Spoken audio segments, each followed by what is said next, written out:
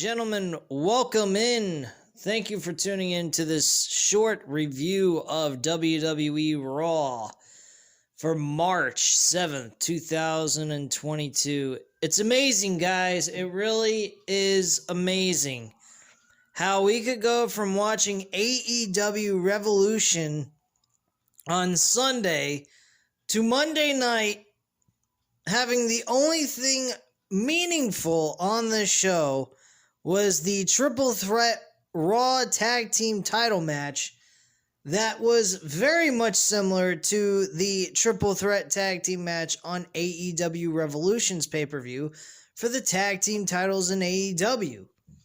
Don't get me wrong, I enjoyed the Raw tag team title match very much, knowing full well how devastating and terrible the Raw tag team division is.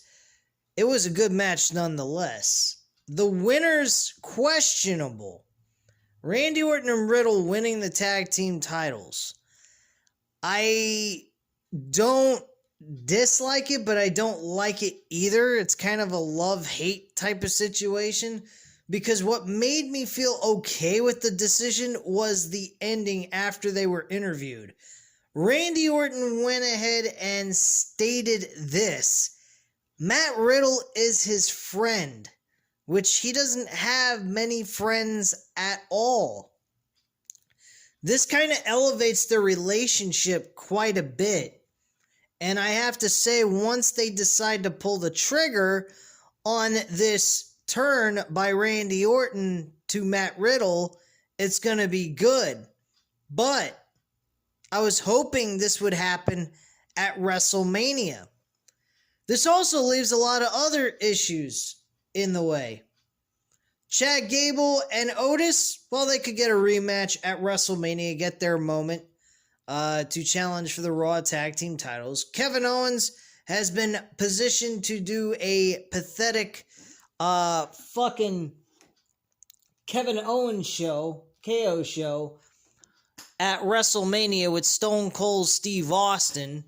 So that's the decision and route they're going, even though Steve Austin, by the way, and I'll discuss this on Random Wrestling Talk later on tonight, live here on the channel. Stone Cold Steve Austin has said no to doing a wrestling match.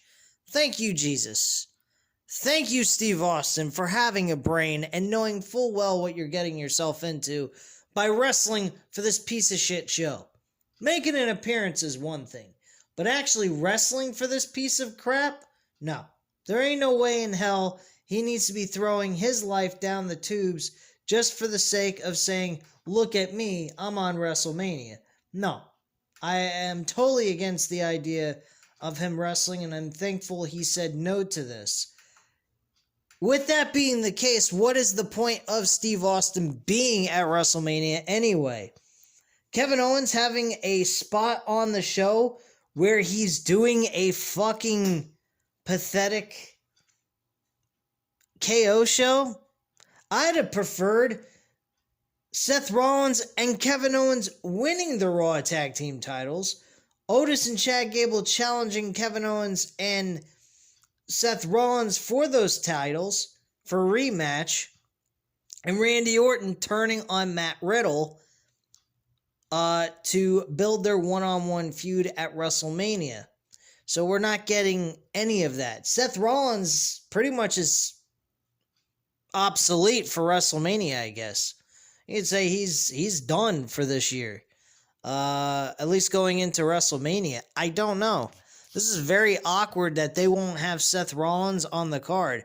And if they try to find someone to do something with Seth Rollins, why, it's going to feel so damn forced. It's not going to be legit to anybody. Nobody's going to care. Honestly, they're better off in this situation having Seth Rollins completely off the card. Personally, I think WrestleMania is the worst it has ever been. It's worse than WrestleMania 32. It's worse than WrestleMania 16. That was a shit fucking show. But compared to this, WrestleMania 16 is way better than this. this is really just a terrible, terrible 2-night event. I mean, last year's 2-night event was somewhat good to a certain extent, but this one, neither night seem like they're going to be all that intriguing. The only match that seems important is Roman Reigns and Brock Lesnar's title for title match. Other than that, this card going into WrestleMania is terrible. They had Tamina and Dana Brooke. This was a joke. I don't know what the hell the deal is with this. But the 24/7 championship, now they've turned this title into a title that's defended in the ring instead of running around the ring or around backstage trying to do roll-up pinfalls. Not that it really matters. The fucking title's worthless and a piece of shit. Rhea Ripley had a match in tag team action. Didn't really watch it. I skipped through it. I watched it at 11 o'clock at night, the entire show, and skipped several of the matches in the last hour. Edge went ahead and he did a discussion about how it feels good to be bad again. He's got all this gloomy lighting on him. And it looks like he's part of the brood. Part of the brood with Gangrel. All we need is Gangrel showing up. I mean, he's already been doing entrances like that anyway. It doesn't make a little sense. Yeah, I guess you could say that, because every match he's had so far lately, he's been using the brood introduction towards his entrance. So I guess it does make a little sense, but still, I mean, really, where does this come off where he needs to be a heel? I'm still not getting it. Outside of he really enjoyed being evil and rotten, and this heel turn just finally just happened at random during last week's episode. I don't know, man. This show is a complete fucking bore fest. I don't remember half the matches that took place. Finn Balor had a match. I think he won his match. I skipped through that.